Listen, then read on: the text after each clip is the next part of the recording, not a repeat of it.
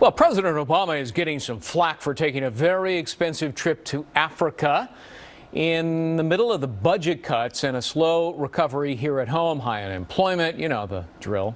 Meanwhile, as the headlines are dominated by political scandals, the president's approval ratings are really melting in the summer heat. Take a look at this. His poll numbers in the negative territory. That is a reversal from the same time last year when he was on positive ground. That's a swing, if my math is correct, of 13 points into negative territory. Let's bring in our political insiders. John LeBoutillier, former Republican congressman for New York. Ed Rollins is filling in this week for Pat Caddell. He is a Fox News contributor and a former national campaign director for Reagan Bush in '84, and he's a legend, if I can call you that. And a legend in his own mind is Doug Schoen. No, that was too easy. He's a Fox News contributor and a former pollster for Bill Clinton, and he's the birthday boy this week. Great. Happy birthday. Thank you, Greg. Thank you. All right, let me start with you since you're the birthday boy. That is a 13-point negative swing for the president, right? It is, and bottom line, the economy here at home, as you suggested, is slowing. The stock market has been volatile. The scandals are festering. And overseas, we are losing whatever allies we've had. The president was effectively alone on this trip. There were problems with the president of Senegal over gay marriage. Bottom line, Greg, not much is going well for the president. A lot's going wrong. Yeah, if he thought it was bad here at home, then he goes overseas, Ed, and he spends $100 million in taxpayer money. Historically, presidents have always got a boost out of foreign policy trips. I've been around this business for 45 years, and whenever they go in a foreign trip, the country sort of rallies and you usually get a boost. This has been a disastrous. The G8, he had no allies, the first American president I've ever seen that doesn't really have allies. You go to an African country and you basically push the domestic agenda of gay marriage in a country in which homosexuality is not only outlawed, in many cases it's a capital punishment. Right. I'm not saying that's right or wrong, but you shouldn't be talking about that in other countries. John? The comparing of those two polls, a year ago now, the president was running for re-election and was moving to the middle to try to get himself re-elected. Mm-hmm. This recent last, say, month, what does he talk about? Climate change. Yeah, global warming, gay marriage. He moves to the left on everything. Perhaps he's nervous about the scandals, but he's out of touch with the middle of the political spectrum. He's shoring up at the left. Obviously, the right doesn't like him, but he's losing in the middle, and that's going to hurt him. All right. One of the things that's happened this week is the U.S. Senate has passed substantially, with substantial numbers, an immigration bill that would toughen border security, and it would deal with the 11 to 12 million undocumented workers in the United States. But it could be absolutely stalled in the House. If I understand Boehner, he's not even going to allow a vote in the House unless a majority of his own party think it's a good deal. Right. And I don't think he's going to get that majority in his own party. John Boehner, I think, is facing a huge, huge challenge because for the Republican Party, their base is against an immigration bill that provides a pathway to citizenship for, as you said, up to 12 million people. And bottom line is enormously expensive in the short term, even if it saves money in the long term. Would it hurt the Republican Party at the electoral polls, Ed, if they go against this immigration reform bill? Not in the midterm election, which is what they're all facing in 2 years. Obviously, long term, the immigration is very important. We get it resolved. It doesn't have to be resolved today. It doesn't have to be resolved this session. And I don't think the House Republicans are going to go along with a bill that ended up being bloated by a whole bunch of special things that Reid and other senators threw into the bill. You know, when you listen to some of the prominent Republican Gang of Eight in the U.S. Senate, they say, oh, this is a strict border security measure. Americans aren't buying it. Take a look at the latest poll. Here's the Rasmussen poll. Tough border security? 28% say likely. Not likely is almost 60%. And then let's go forward one more. Here's another Razzie poll. Immigration plan likely to become law this year?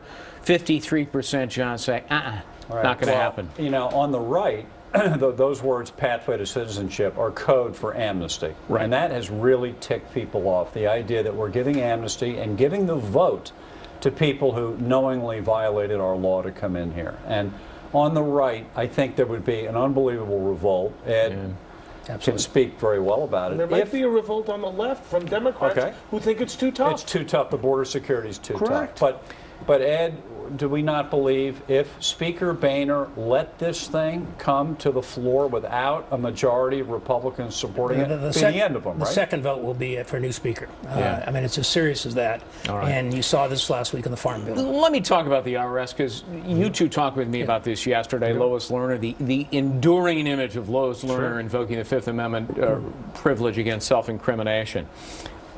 ISA is now decided that she waived it by making a statement. I think the law is actually on her side. ISA is not a lawyer. He's got to be very careful here, doesn't he? Here's the problem. If they get into a procedural battle about her waiving her constitutional rights and move away from what the IRS did or didn't do, was there really the widespread targeting at the highest levels of the government, of certainly the IRS, if not the government, of conservative groups? The Republicans run the risk of looking like they're overreaching. I happen to think that Lois Lerner didn't in any way waive her Fifth Amendment rights. She did. But I think to fight about it, Greg, is a profound mistake for the Republicans. And the issue here is the White House. Were they involved, as we've already sort of thought they were, with Stephanie Cutter coming in from Chicago, Schulman and 158 meetings in the White House? Where this scandal's got to go is the question from not just from Watergate. What was the White House involvement in this? Well, not she Lois Lerner. She is the key, though. She was the person in charge, and either in private Give or her in public, immunity. give her immunity. But you need her testimony because she was in charge. She knows what went on, and it's very important for the American public to know. Let me talk about Ed Snowden. He's still on the loose. He's charged. He's the NSA leaker, of course. Not a whistleblower. Check the statute. He's charged with espionage, and now it appears that he went to Booz Allen, to the NSA, essentially, purposefully to do this ahead of time. It's getting worse and worse. Yeah, it's getting worse and worse, and with the revelations that are still coming out today about what the NSA was doing vis-a-vis the European Union. Spying on the European Union, allegedly. It could get a lot worse, a lot more quickly. But to me, Greg, there's one quick point I want to make. The Russians effectively have embraced Snowden. He was made a hero on Russian TV. Yes, he's caught in that netherworld of the transit zone, but bottom line, we look weak. The Russians have made him a hero and have called us here hypocrites. We have no answer. And Putin has poked Obama in the eye. He has embarrassed the United States, has he not? And China has as well, Ed. They have no respect for him. I think that's the bottom line here. They wouldn't do this to Reagan. They wouldn't do this to Nixon. They wouldn't do this to Bill Clinton. Even Bill Clinton, And I think at the end of the day here, we have turned over 1,700 Russians that they've asked for to them for a variety of reasons. They won't basically do us the favor. If you listen to General Alexander, even to Secretary of State John Kerry, they're both saying this is a substantial damage to national security. John Kerry went as far as to say what Snowden did, people will die because of it. And yet the president stands there in Senegal and he says, I'm not going to even lift a finger. I'm not scrambling jets. Well, that was a straw man that, nobody ever suggested he scrambled jets. But he said, I'm not going to lift a finger and pick up the phone and call Putin or the Chinese leader over this. But he gets away with this all the time. And one of the things that goes along with this is he's flying to South Africa 2 days ago on Air Force One, and he goes and talks to the press on the plane. The president does. Not one question about any of the scandals, the IRS, the NSA, Benghazi, none of it. They give the guy a free pass. Another freebie. Special election in Massachusetts sending Democratic Congressman Ed Markey to the U.S. Senate. So along with Mark Sanford winning a congressional seat in South Carolina, what do these special races really mean for the upcoming midterm elections next year? Let's bring them back. John LeBoutillier, Ed Rollins, Doug Schoen, our political insiders. So, Doug, it's a wash, essentially, between these two races. Does it portend anything? I think it portends a status quo election. So far, there's no tide. There was no movement to the Democrats in South Carolina, despite the fact that Mark Sanford is a flawed candidate. And the Scott Brown phenomenon, which we saw in 2010, did not reoccur in Massachusetts. Ed Markey won a comfortable victory. All right. Ed, your take on it? Pretty much the same.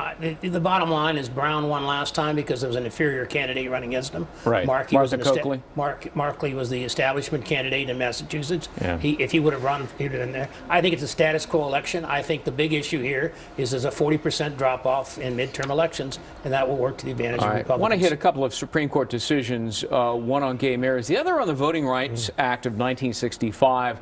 Supreme Court, John, said, you know what, the conditions are not the same today that they were in 1965, but if you listen to President Obama, he seems to think otherwise. Yeah, well, the left has hung and clung to these rulings for 40 years or 50 years almost. And the idea of them being changed now and changing the rules of how politics are going to be run and monitored has upset them heavily. But too bad, the world has changed.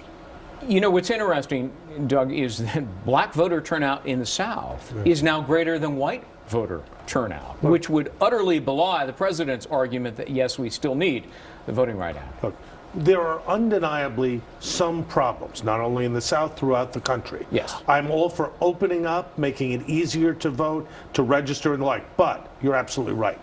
We live in a different world. I was in Mississippi in 1970 working for voting rights for a black candidate. It's a different world now. We're better off for it. You know, Ed, the Supreme Court voted down, or, you know, they turned down DOMA, the Defense of Marriage Act, which is fairly complicated with Prop 8.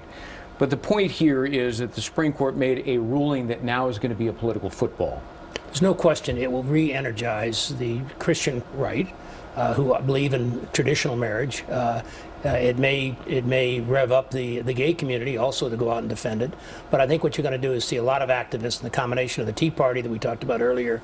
I think young voters who basically care about the voting right may get revved up in the African American community. But I would say there's a re-energize for two important constituencies for Republicans, the Tea Party and the Christian right. I was going to say about these two special races, they're very early, way before November 2014. And I usually look at the passion differential in a race. Which side is more ticked off?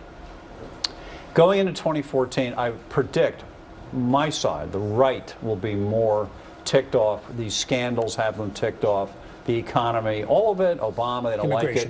Immigration, definitely, no matter what. They're more angry. Especially, John, if the president's approval stays at the low 40s or goes lower, that will energize the right and make it tougher for the Democrats to get their vote out. Democrats have a candidate. Hillary Clinton's way ahead in any poll you take a look at. Do the Republicans really have a viable candidate that could challenge her? At this point, there isn't a candidate, but we got a long time to go, and we will see a campaign develop. And she will be less viable by 2016 than today. She is already going down. Well, maybe if they actually do investigate Benghazi, we'll wait and see.